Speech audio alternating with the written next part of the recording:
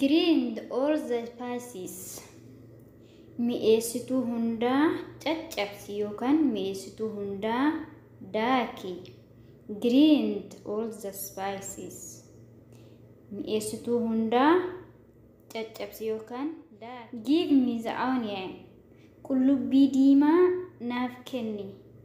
Give me the onion. Qullubbii diimaa naaf kenni. Crush the garlic.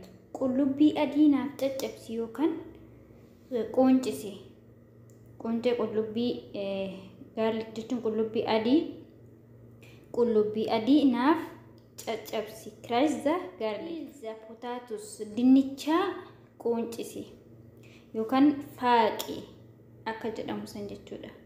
Dinnicha qoncisi. Peel the potatoes.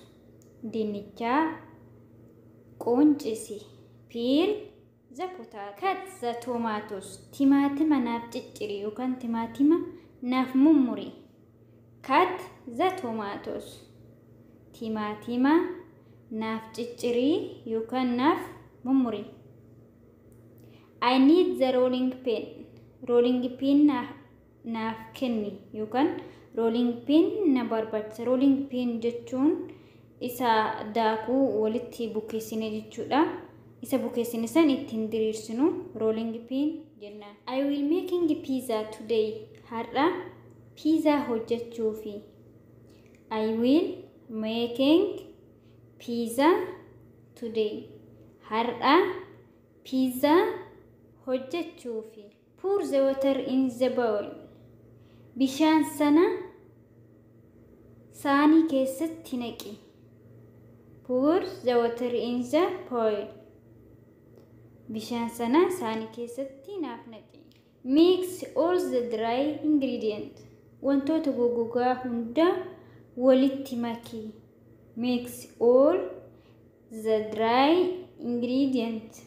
Wantoota goggogaa hunda walitti maki. Flip the bread. Daabboo sana itti garagalchi. Flip the bread. Daabboo sana itti garagalchi.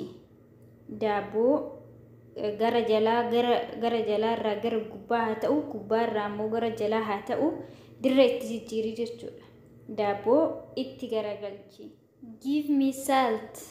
Soogidda naaf kenni. Give me salt. Soogidda naaf kenni. Give me salt. Heat the water.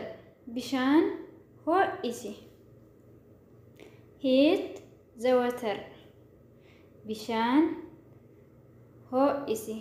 Boil illee ni jennaan bishaan ho'adhaani danfisi yoo jechuu barbaada. I need coffee. Bunan barbaada. I need coffee.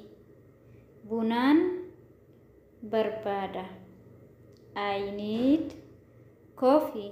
I need tea. Shaayin barbaada. I need tea. Shaayin barbaada.